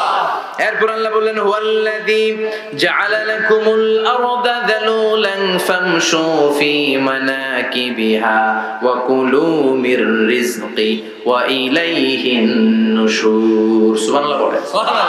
আল্লাহ ডেকে বললেন গোলাম, তোমাদের জন্য জমিনটারে আমি বিছানা বানিয়েছি। আল্লাযী জাআলা লাকুমুল আরদা ফিরাশা, জমিনটারে বিছানা বানিয়েছে কে? আল্লাহ। এই বিছানার মতো সমতল জমিন দিয়ে তোমরা হেঁটে বেড়াও, চলে বেড়াও, হেলে দুলে পড়ার সুযোগ নাই, ঠিক কি না? এই যে মাইথার দিয়ে আর আজকের যে ময়দান, এটা যদি বিছানার মতো সমান না হইতো বসতে পারতেন? কথা কন।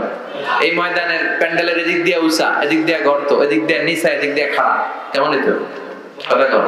কেউ আমার দেখতো, কেউ দেখতো না, কেউ দাঁড়াইয়া, কেউ বসে, আছে না নাই? কিন্তু জমিনটারে সমতল বানালো কে? আল্লাহ। আপনি যদি বিমান থেকে যদি আপনি দেখেন, বিমানের গ্লাস দিয়ে, জানলা দিয়ে যদি আপনি নিচের দিকে তাকান, আপনি দেখবেন মনে হবে পুরো জমিনটাকে আল্লাহ সবুজ কার্পেট দিয়ে কার্পেটিং করে রেখেছে। এই সৌন্দর্য দিয়েছে কে? আল্লাহ। আবার রব্বুল আলামিন বলেন জমিনটারে সমান দেখে, কার্পেটিং দেখে মনে করো না তোমরা বেঁচে গিয়েছো। আমার দেয়া বিধান আমার জমিনে যদি কায়েম করতে না পারো, এই কার্পেটিং করা জমিনের ভেতরে আযাব আসরা নাই। এই পুরো জমিনের ভেতরে আছে আগুন আর আগুন।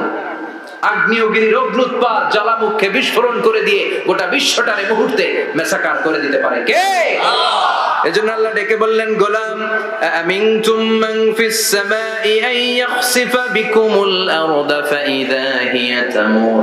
তোমরা কি ভেবেছো নাকি বেঁচে যাবা? আমি চাইলেই পুরো জমিনটারে কাঁপিয়ে দিতে পারি। আয়াখসিফা বিকুমুল আরদ, খাসাফ মানে ল্যান্ডস্লাইড। খাসাফ মানে কি?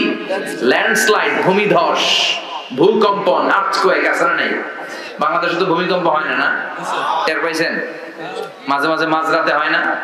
3টার দিকে নিজেই দৌড় দিব না, বাচ্চারা লয়ে দৌড় দিব, লুঙ্গি পরে দৌড় দিব না, লুঙ্গি ছাড়া দৌড়াবো। কথা কও। এই ভূমিকম্প আছে না নাই? আল্লাহ বলে মনে করো না জমিনটা সমতল, কার্পেটিং করে দিয়েছি, এই কার্পেটিং এর ভিতরে আগুনের দলা আছে না নাই? আবার আল্লাহ বললেন আমিনতুম মান ফিস সামাই আন ইউরসিলা আলাইকুম হাসিবা। নিচে যেমনি কার্পেটিং করা জমিনের ভেতরে অগ্নুৎপাত রেখে দিয়েছি, মাথার উপর থেকে আযাব দেওয়ার সুযোগ আছে না নাই? চাইলে আল্লাহ অগ্নি বৃষ্টি দিতে পারে, আগুন বৃষ্টি দিতে পারে, ঠান্ডার বজ্রপাত দিতে পারে। আপনারা লূত আলাইহিস সালামের কওমের নাম শুনেছেন? তারা হোমোসেক্সুয়ালিটি, সমকামিতা করত। ফলে আল্লাহ তাআলা বিশাল এক চিৎকার মেরে সাইয়েদনা জিবরাইলের মাধ্যমে পুরো জমিনটাকে শেষ করে দিলেন। ফাজআলনা আলিয়াহা সাফিলাহা ওয়া আমতারনা আলাইহিম হিজারাতাম মিন সিজিল। তাদের অপকর্মের কারণে জর্ডানের ওই এলাকাটাকে আল্লাহ বললেন জিবরাইল এলাকাটারে হাতে তুলে নে, আকাশের উপরে তুলে পুরো এলাকা সহ মানুষ সহ জমিনের মধ্যে গেড়ে দে। জমিনের নিচের মাটি উপরে নিয়ে গেল কে? আল্লাহ। উপরের মাটি নিচে নিয়ে গেল কে? আল্লাহ। পুরো জায়গাটা এখন ডেড সি হয়ে গেছে। কি সি? ডেড সি নাম শুনেন নাই বোধহয়? আজকে শুনে রাখেন, এটাকে বলে মৃত সাগর। এটা গজবের জায়গা। ওখানে মানুষও ডুবে না, লবণের ডেনসিটি, সল্টের ডেনসিটি এত হাই, এই পানির মধ্যে এত গজব, এর মধ্যে কোনো মাছ জন্মায় না, চিংড়ি জন্মায় না, কাঁকড়া জন্মায় না, ব্যাং হয় না, শ্যাওলা হয় না, কিচ্ছু বাঁচে না। এটা গজবের জায়গা, চিল্লায় বলেন ঠিক কিনা? যে আল্লাহ জর্ডানের এলাকাটারে ধ্বংস করে দিল, ওই আল্লাহ আজও আসরে নাই? এই জন্য নিজ দিয়ে তিনি যেমনি আযাব দিতে পারেন, ভূমিকম্প দিতে পারেন, জলোচ্ছ্বাস দিতে পারেন, উপর থেকে তিনি শিলাবৃষ্টি দিতে পারেন কি পারেন না? উল্কা যদি পড়ে কই যাবেন? কোথায় যাবেন আপনি? উল্কা চিনেন? মহাশূন্যে বিশাল পাথরের খণ্ড ঘর্ষণ খেয়ে পৃথিবীর ভেতরে ঢুকে যায়। এই পৃথিবীতে সবচেয়ে বড় উল্কাপিণ্ড পড়েছে সাউথ আফ্রিকাতে। সাউথ আফ্রিকার একটা সিটি আছে, হোবা সিটি। এই হোবা শহরে 60 মেট্রিক টন ওজনের একটা উল্কা পড়েছিল, যেখানে পড়েছে পুরো জায়গাটা বিশাল খাদ হয়ে গিয়েছে। এরকম একটা উল্কা যদি এখানে পড়ে আজকে, বাঁচার উপায় আছে? যে বিল্ডিং এ আমরা থাকি, রাত্রে বেলায় ঘুমাই আর দুম্মা চলে ধুম দেখি রাতে, ওই বিল্ডিং এ যদি একটা পড়ে, কথা কন, ডান্স ক্লাব গুলার উপর যদি পড়ে, পতিতালয় যেগুলো আছে ওগুলা যদি পড়ে, যে হোটেল গুলার মধ্যে আকাম কুকাম হয় ওইটার উপর যদি পড়ে, নাকি আল্লাহর এখন দেওয়ার ক্ষমতা নাই? কথা কন। তার মানে বেঁচে গেছো, পার পেয়ে গেছো মনে করো না, নিজ দিয়েও আযাব আছে, উপর দিয়েও আযাব আছে, চিল্লায় বলেন ঠিক কিনা? এজন্য ভয় পেতে হবে একজন সত্তাকে, তিনি কে? সব ক্ষমতার মালিক কে? এরপর আল্লাহ বললেন আওয়ালাম ইয়ারাউ ইলা আত-তায়রি ফাওকাহুম সাফাতিন ওয়া ইয়াকবিদনা মা ইউমসিকুহুন্না ইল্লা রাহমান ইন্নাহু বিকুল্লি শাইইন বাসীর। সুবহানাল্লাহ বলেন। আল্লাহ বলেন তোরা নাস্তিক হস কেমন করে? মানুষ নাস্তিক হয় কেমন করে? মানুষ কি মুক্ত বিহঙ্গের দিকে নজর করে তাকায় না? আকাশে মুক্ত বিহঙ্গ নাই? বিহঙ্গ বুঝছেন তো? পাখি। পাখির কথা কোরআনে বললো কে? সুবহানাল্লাহ কইবেন না? ওয়া আরসালা আলাইহিম তায়রান আবাবিল, আবার কাবা ভাঙতে এলে পাঠাও আবাবিল, দাও খোদা দাও আমায় আবার ওমর দরজ দিল, দাও খোদা দাও আমায় আবার ওমর দরজ দিল। সুবহানাল্লাহ পড়েন। এই যে আল্লাহ বললেন ওয়া আরসালা আলাইহিম, তারপর তায়রান আবাবিল, তায়র মানে পাখি, তায়র মানে কি? আবার জান্নাতে যারা যাবে তাদেরকে পাখির ভুনা গোশত খাওয়াবে কে? আল্লাহ। জান্নাতে যাওয়ার সাথে সাথে প্রথমে আল্লাহ আপনাদেরকে মেহমানদারি করবে মাছের কলিজা দিয়ে। খাইবেন? মাছের কলিজার কথা শুনে জিহ্বায় পানি আসছে নাকি? আউয়ালু তুআমিন ইয়াকুলুহু আহলুল জান্নাতি ফাজিয়াদাতু কাবিদিল হুত। প্রথমে মাছের কলিজা, এরপরে পাখির ভুনা গোশত। তার মানে পাখির কথা কোরআনে আছে না নাই? আবার সাইয়েদনা সুলাইমান আলাইহিস সালামের একটা পাখি ছিল, ওইটার নাম কি ছিল? হুদহুদ পাখি। মাথার উপর দিয়ে চলতো, আর ওইটার চোখে জুমিং পাওয়ার আল্লাহ এত বেশি দিয়েছিল, এটা জমিনে নজর করলে বুঝতে পারতো কয় হাজার ফিট নিচে পানি আছে, পানিটা মিষ্টি না লবণাক্ত না কেমন, দেখে দেখে মুহূর্তের মধ্যে সাইয়েদনা সুলাইমানের কাছে সব তথ্য সরবরাহ করে দিত। সুবহানাল্লাহ। এজন্য আল্লাহ বললেন নাস্তিক গুলো কি পাখির দিকে তাকায় না? এই পাখির দিকে তাকালে পাখির রব আল্লাহরে খুঁজে পাওয়া যায়। পাখির দিকে তাকালে, মুক্ত বিহঙ্গের দিকে তাকালে কেমন করে পাখিগুলো উড়ে যায়। এই পাখিগুলো আকাশে ধরে রাখে কে?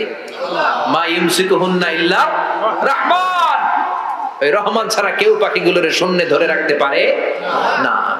কত শত আয়াতে যে আল্লাহ পাখির কথা বলেছেন হিসাব নাই, কত ধরনের পাখি যে আল্লাহ বানিয়েছেন কোনো হিসাব নাই। আপনারা ঘরে জিওগ্রাফিক্যাল চ্যানেলগুলো দেখেন? হ্যাঁ না জি বাংলা দেখেন? স্টার জলসা, কিরণমালা, কি দেখেন? জিওগ্রাফিক্যাল চ্যানেল দেখবেন। ওখানে দেখবেন একটা পাখি আল্লাহ তৈরি করেছে, পৃথিবীর সবচেয়ে ছোট পাখি, নাম হলো হামিং বার্ড। কি নাম? The smallest bird ever in the world. সবচেয়ে ছোট, এটা প্রাপ্তবয়স্কে 3 থেকে 5 ইঞ্চি লম্বা হয়। এটার পূর্ণ যৌবন এটা লম্বা কতদূর? 3 থেকে 5 ইঞ্চি। এটা প্রতি সেকেন্ডে ডানা ঝাপটাতে পারে 80 বার। কয়বার? আমাদের ডানা আছে না 2টা? আপনি আপনার ডানা 1 সেকেন্ডে কয়বার ঝাপটাতে পারবেন? হ্যাঁ, আমি ঝাপটাইলাম, কয়টা হয়েছে 1 সেকেন্ডে? হ্যাঁ, 3টা 4টা ঝাপটা দিতেই আমার সেকেন্ড শেষ। কিন্তু এই পাখিটা প্রতি সেকেন্ডে তার 2 পাখা ঝাপটায় কয়বার?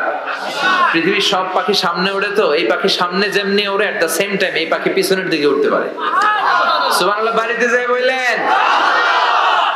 ইউরোপের আল্পস পর্বতমালায় গুগল করবেন যে আজকে গুগলে লিখবেন যে আলপিন সুইফট একটা পাখি আছে। এই পাখিটা একবার যখন শূন্যে উড়াল দেয়, উড়ন্ত অবস্থায় এটা আকাশে 6 মাস থাকতে পারে। আকাশের মেঘের আপ থেকে পানি খায়, শূন্যে ভেসে বেড়ানো পোকামাকড় ধরে খেয়ে বেঁচে থাকে। 6 মাস পরে একবার জমিনে ল্যান্ড করে নামে কয়েকদিন থেকে আবার উড়াল মারলে আবার 6 মাস। আলপিন সুইফট। আরেকটা পাখি আছে, অদ্ভুত পাখি, নাম হোমা বার্ড। এই হোমা বার্ড উড়ন্ত অবস্থায় ডিম পেড়ে দেয়, আর ওই ডিমটা জমিনে পড়ার আগেই মাঝখানে ডিম ফেটে বাচ্চা বেরোয়, বাচ্চা উঠতে শুরু করে দেয়। এই পাখিগুলোর কথা কোরআনে আছে না নাই? এজন্য আল্লাহ বললেন আওয়ালাম ইয়ারাউ ইলাত তাইরি ফাওকাহুম সাফাতিন ওয়া ইয়াকবিদনা মা ইউমসিকুহুন্না ইল্লার রাহমান ইন্নাহু বিকুল্লি শাইইন বাসীর। আল্লাহ বললেন নাস্তিকগুলো কি পাখির দিকে নজর করে তাকায় না? পাখির দিকে নজর করে যদি তাকায় তখন পাখির রব আল্লাহরে খুঁজে পাবে। চিল্লায় বলেন ঠিক কি না? পাখিকে আরবিতে বলে তয়ের। সবাই বলেন পাখির আরবি কি? বিমানের আরবিও তয়ের। পাখি আরবি যা, বিমান আরবিও। এই পাখি নিয়ে গবেষণা করে বিমান বানাইছে। সুবহানাল্লাহ কইবেন না? আমরা বানাই নাই, আমরা তো খোঁচাখুচিতে ব্যস্ত, আমরা আছি ফতুয়া নিয়ে ব্যস্ত। তুই 20 কারণে কাফের, তোর চাচা 90 কারণে কাফের। তোর চাচা মরলে যেই জায়গায় কবর দেয়া হবে ওই কবরের মাটির উপরে যে ঘাস উঠবে, ওই ঘাস যে গরু খাবে, ওই গরুর দুধ যে খাবে ও কাফের। আছে না নাই? খালি কাফের ফতুয়া দেয় ব্যস্ত। আমরা ফতুয়া নিয়ে রইলাম আর ওরা সব আবিষ্কার করে ফেললো। উইলবার রাইট আর অরভিল রাইট, এই দুই ভাই 1903 সালে এই বিমান আবিষ্কার করেছে এই আয়াতের উপর গবেষণা করে। আওয়ালাম ইয়ারাউ ইলাত তাইর, ওরা কি পাখি নিয়ে ভাবে না? আমাদের তো ভাবার সময় নেই, আমরা আছি মদ নিয়ে আর নারী নিয়ে আর জুয়াবাজি নিয়ে। চিল্লায় বলেন। এমন অনেক মন্ত্রীদের হোটেল আছে যেখানে পতিতালয়ের আড্ডাখানা। চিল্লায় বলো ঠিক না? মুসলমানরা আজ মদ আর নারী নিয়ে ব্যস্ত, আর ইহুদি খ্রিস্টানরা আমাদের সব ঐতিহ্যকে ধারণ করেছে। উইলবার রাইট অরভিল রাইট গবেষণা শুরু করে দিল। পাহাড়ে শুয়ে শুয়ে দুই ভাই খালি পাখির ছবি আঁকে, কেমনে পাখিগুলোর ডানা ঝাপটা মেরে ওঠে, কেমনে নামে। গবেষণা করতে করতে করতে প্লেন বানায় ফেললো 1903 সালে। আজ থেকে 100 বছর আগের স্টোরি শোনাচ্ছি আপনাদের। তখনকার বিমান এখনকার বিমানের মতো ছিল না। আপনি দেখবেন যে শুরুতে বিমান কেমন ছিল।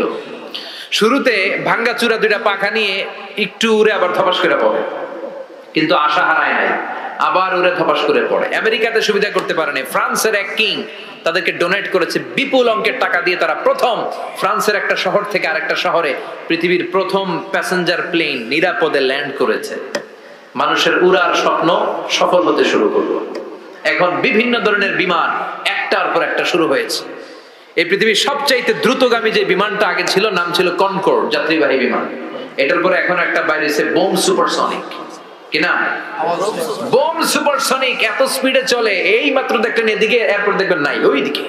সুবহানাল্লাহ পড়ে। কি বিশাল বিশাল ডবল ডেকার গুলো নিয়ে শূন্যে উড়াল দেয়। বোয়িং A380 বর্তমান পৃথিবীতে সবচেয়ে বড় প্যাসেঞ্জার বিমান। কার্গো বিমান তো এগুলোর 7-8 ডবল বড় হয়। I'm talking about the passenger plane A380। 525 জন যাত্রী নিয়ে এটা শূন্যে উড়াল দেয়।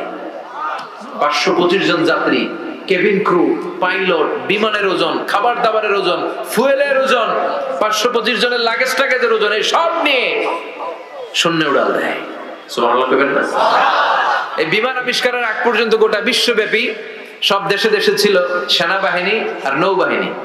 বিমান আবিষ্কার হওয়ার সাথে সাথেই শুরু হয়ে গেল বিমান বাহিনী, এয়ারফোর্স, মিলিটারি। এখন বোম সুপারসনিক বানায়, এখন ড্রোন হামলা করে, এখন মিসাইল হামলা করে, এখন স্যাটেলাইট পাঠায়। আমরাও পাঠাইছি কিনা? Bangabandhu satellite, we launching the Bangabandhu satellite channel last year. আমরা বঙ্গবন্ধু স্যাটেলাইটও পাঠাইছি উপরে। সবকিছু পাখির উপর গবেষণা করে হয়েছে। চিৎকার করে বলেন ঠিক কিনা? এজন্য আল্লাহ ডেকে বললেন, গোলাম ওরা কি পাখির দিকে তাকায় না? পাখির দিকে যদি নজর করে একটিবার তাকাতো, নাস্তিক আর নাস্তিক থাকতে পারতো না। এজন্য নাস্তিকদের জন্য এই সূরার ভেতরে ডোজ আছে, আই ওপেনার আছে। সর্বশেষ আল্লাহ একটা প্রশ্ন দিয়ে এই সূরাটা শেষ করলেন। প্রশ্নটা শুনবেন? শুনবেন সবাই?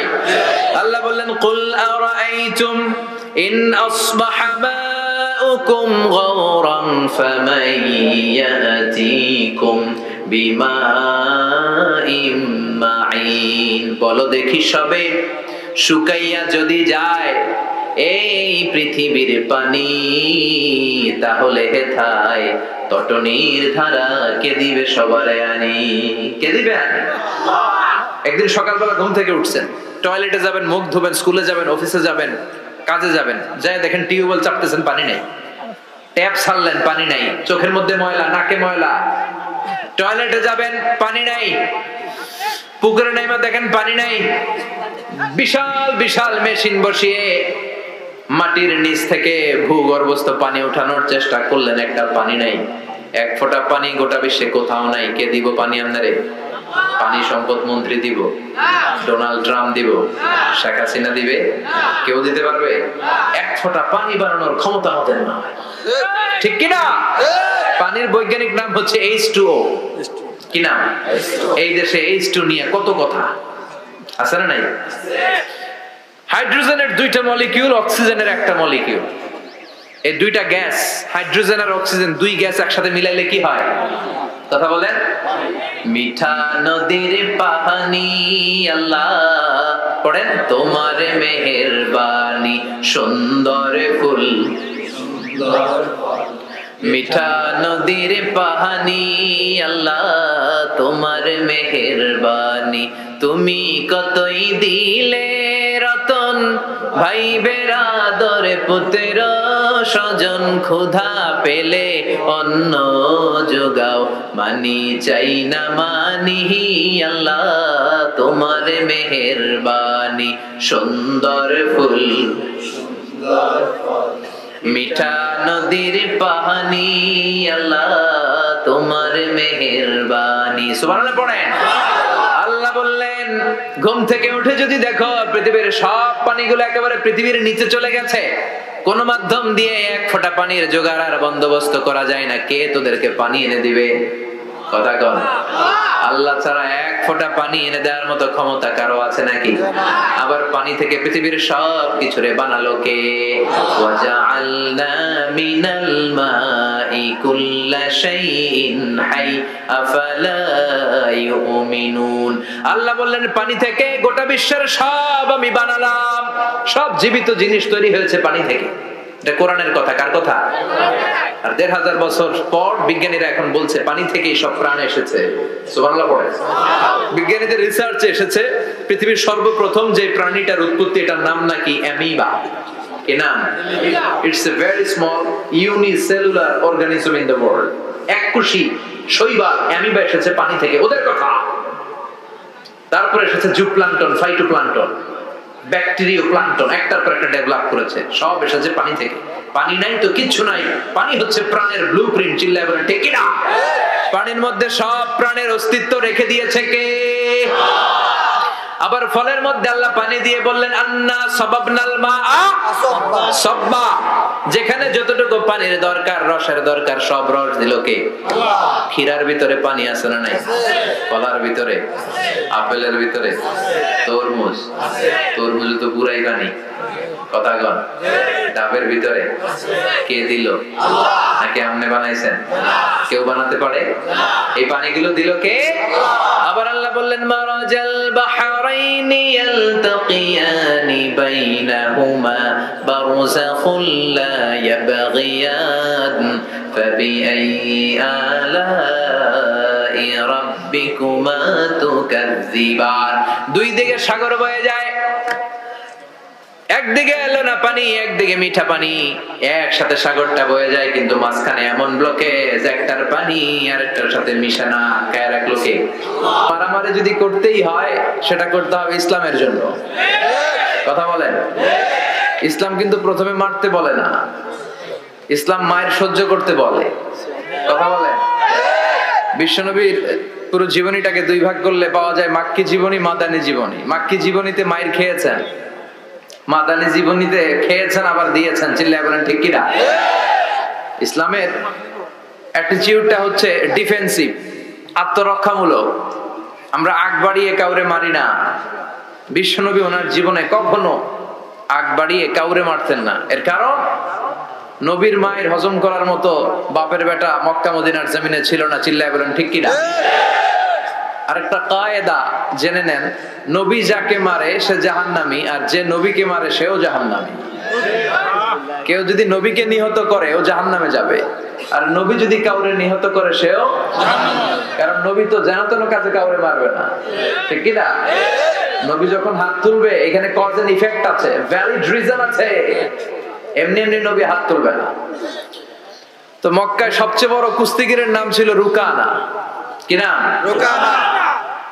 সাহাবারা বিশ্বনবীকে কখনো রুকানার কাছে যেতে দিত না। সাহাবারা ভাবতো বিশ্বনবী যদি রুকানার দরবারে যায় আর রুকানা যদি বক্সিং মেরে বসে তাহলে বিশ্বনবীর মানিজ্যত নিয়ে টানাটানি। কিন্তু বিশ্বনবী তো শুধু সিলেক্টেড কিছু পার্সোনালিটিদের জন্য নবী হয়ে আসেননি। ওমা আরসালনাকা ইল্লা রাহমাতাল লিল আলামিন, I have sent you as a mercy for the whole world, for the entire universe. ও নবী, আমি আপনাকে গোটা বিশ্বের জন্য রহমত আর বরকত করে পাঠিয়েছি। সুবহানাল্লাহ। তো বিশ্বনবী একদিন ফজরের সালাত শেষে লুকিয়ে লুকিয়ে মক্কার সবচেয়ে বড় বক্সার চিনেন তো? বক্সার মোহাম্মদ আলীর নাম শুনছেন? আমেরিকাতে প্রথম কালিমা পড়ে মুসলমান হয়েছিল। তার এই কনভার্সনের কারণে পুরো আমেরিকা কেঁপে উঠেছিল। এরপর ইউরোপে কালিমা পড়ছে ডক্টর মরিস বুকাইলি, ইউরোপ কেঁপে উঠলো। এরপরে তামিল নায়িকা কালিমা পড়লো মানিকা রেহা মারতিরাজ, মুসলিম হয়ে নাম দিল রাহিমা। সুবহানাল্লাহ কইবেন না? পাকিস্তানের ইউসুফ ইওয়ানা খ্রিস্টান, কালিমা পড়ে নাম দিল মোহাম্মদ ইউসুফ। নেলসন ম্যান্ডেলার আপন নাতি ম্যান্ডেলা কালিমা পড়ে মুসলমান। টনি ব্লেয়ারের আপন শালী লরেন বুথ, মিডিয়া অ্যাক্টিভিস্ট, কালিমা পড়ে মুসলমান। কিছুদিন আগে একজন ডাচ পলিটিশিয়ান যে কোরআনকে বলেছিল the scripture of Quran is a poison, কোরআন হচ্ছে একটা বিষ, and Islam is a lie, ইসলাম হচ্ছে মিথ্যা।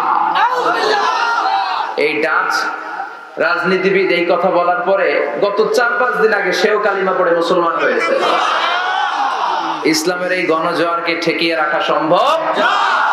ইউরোপ আমেরিকাতে মুসলমানের সংখ্যা বাড়তেছে দিন দিন। ধারণা করা হচ্ছে 2070 সালে আমেরিকার বুকে মুসলমানরা সংখ্যাগরিষ্ঠ হয়ে যাবে। ইউরোপ আমেরিকা চষে বেরিয়ে খুঁজে খুঁজে খ্রিস্টান পাওয়া যাবে না। মুসলমানদের করতলগত গোটা বিশ্বটাকে আল্লাহ করিয়ে দিবে। চিল্লায় বলেন ঠিক কিনা? ইসলামের বিজয় কেউ ঠেকিয়ে রাখতে পারে না। ইসলামের বৈশিষ্ট্য হচ্ছে চারা বীজের মতো। চারা বীজ মাইথার দিয়াতে কি বলেন? চারা না বীজ? ইসলাম বিরোধীরা ইসলামকে মাটির নিচে গেড়ে ফেলতে চায়, কিন্তু ওরা জানে না এটা হচ্ছে চারা বীজ। এটা গেড়ে ফেললে কি হয়? বড় গাছ হয়ে উপরে ওঠে। সুবহানাল্লাহ কইবেন না? তো বিশ্বনবী তো as a mercy for the entire universe, গোটা বিশ্বের জন্য রহমত। তিনি মক্কার সবচেয়ে বড় বক্সার রুকানার কাছে চলে গেল। যে বলল রুকানা আসলিম তাসলাম, ইসলাম মানে শান্তিতে থাকবা, দুনিয়ায়ও থাকবা আখিরাতেও থাকবা। সুবহানাল্লাহ পড়েন। রুকানা বলে না, আব্দুল্লাহর বেটা মোহাম্মদ, আমি তো কালিমা পড়বো না। যদি বক্সিং খেলে আমারে হারাই দিতে পারো তাইলে কালিমা পড়বো। বিশ্বনবী বললেন আমি তো বক্সিং খেলি না রে বাবা। রুকানা বলল তাহলে আমিও কালিমা পড়ি না। বিশ্বনবী রাজি হলেন অবশেষে। ভাবলেন আমি বক্সিং খেললে একজন যদি জাহান্নাম থেকে জান্নাতি হয়, বক্সিং খেললে সমস্যা কই? কি রহমতের নবী, কি অ্যাটিটিউড, কি পজিটিভনেস, কি প্রোঅ্যাক্টিভনেস, অলওয়েজ প্রোঅ্যাক্টিভ। সব সময় ইতিবাচক চিন্তা করতেন। নেতিবাচক চিন্তা কারে বলে বিশ্বনবী জানতই না। সুবহানাল্লাহ পড়েন। বিশ্বনবী রাজি হলেন। এবার বক্সিং খেলার পালা। রুকানা হাফ প্যান্ট পরে গায়ের মধ্যে জাইতুনের তেল মেখে এভাবে লাফাচ্ছে। আপনারা রেসলিং খেলা দেখছেন? তেল মেখে পজিশন নেয় মারার জন্য প্রতিপক্ষকে। তো বিশ্বনবী তার পজিশন নেয় না, বিশ্বনবী দাঁড়িয়ে আছে। রুকানা বলল মোহাম্মদ আমি লাফাচ্ছি, তুমি লাফাও না কেন? তুমিও লাফাও। বিশ্বনবী বললেন না আমি লাফাই না, কারণ আমি সেলাইবিহীন লুঙ্গি পরি। সেলাই ছাড়া লুঙ্গি পরে যদি কেউ লাফায় বাতাসে সতর খুলে যাওয়ার সম্ভাবনা আছে না নাই? কি লাজুক নবী ছিলেন, কেউ বিশ্বনবীর লজ্জাস্থান জীবনেও দেখে না। হালিমাতুস সাদিয়ার বাড়িতে যখন বিশ্বনবী থাকতেন, হালিমাতুস সাদিয়া 5 বছর এই কুরাইশি মুহাম্মদ ছেলেটাকে লালন পালন করেছে। হালিমাতুস সাদিয়া বলল এই 5 বছরের ব্যবধানে কোনোদিন কুরাইশি মুহাম্মদরে কাঁদতে দেখি নাই। ক্ষুধা পেলেও ছেলেটা কাঁদতো না, ব্যথা পেলেও কাঁদতো না, শুধু লজ্জাস্থানের জায়গা থেকে কাপড়টা সরে গেলে শিশু মুহাম্মদ চিৎকার দিয়ে উঠত। এবার মারামারির পালা। রুকানা বলে মুহাম্মদ তুমি মারো। বিশ্বনবী বললেন তুই মার, কারণ আমি মারলে ওই মায়ের হজম করার ক্ষমতা তোর নাই। বিশ্বনবীর এক হাতে জান্নাতে 40 জনের শক্তি ঢুকায় দিছে কে? আল্লাহ। তো বিশ্বনবী মাইট দিলে এটা হজম করতে পারবে?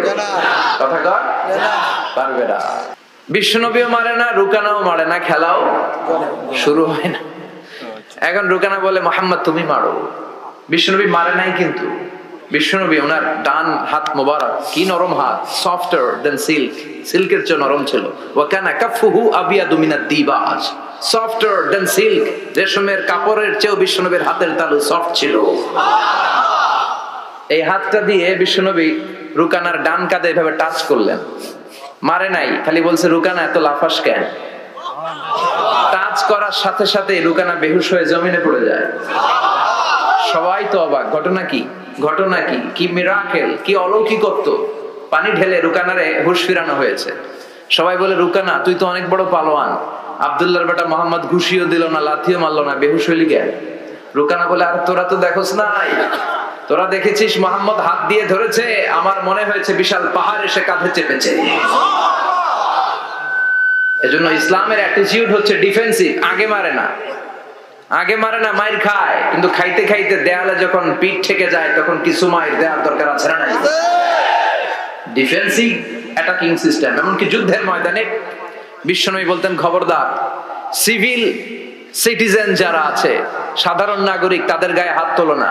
চিফ অফ মিলিটারিকে বিশ্বনবী ডিরেকশন দিয়ে দিতেন, সাধারণ নাগরিক মেরো না, কোন নারীর গায়ে হাত তোলো না, বৃদ্ধ বৃদ্ধার গায়ে হাত তোলো না, শিশুদের গায়ে হাত তোলো না, ওই এলাকার ধর্মীয় পাদ্রীদের গায়ে হাত তোলো না। তোমাদের বিরুদ্ধে যারা যুদ্ধ করছে তাও যদি তলোয়ার রেখে দিয়ে হাত তুলে বলে surrender, Al Aman, Aman, I sick the security, হাত তুলে আমান চাইলে তাদেরকেও মেরো না।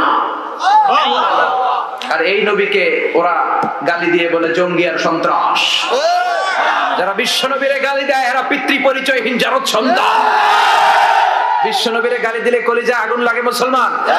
আল্লাহকে যে পাইতে চায় হযরতকে ভালোবেসে, আরশ কুরসি লৌহ কালাম না চাইতে পেয়েছে সে।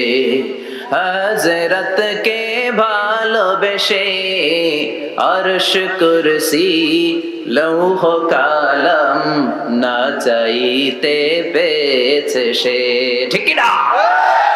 গোটা বিশ্বকে ভদ্রতা, নম্রতা, সিভিলাইজেশন, বিনয়, ম্যানার শিখিয়ে গিয়েছেন বিশ্বনবী। ঠিক কিনা? As a father, as a husband, as a teacher, as a commander, as a reformer of the society, as a messenger, Muhammad is the superman of the world. স্বামী হিসেবে, বাবা হিসেবে, নেতা হিসেবে, নবী হিসেবে বিশ্বনবী সাধারণ কোন মানুষ নন, তিনি অসাধারণ মানুষ। তিনি গোটা বিশ্বের জন্য সুপারম্যান হয়ে প্রেরিত হয়েছে।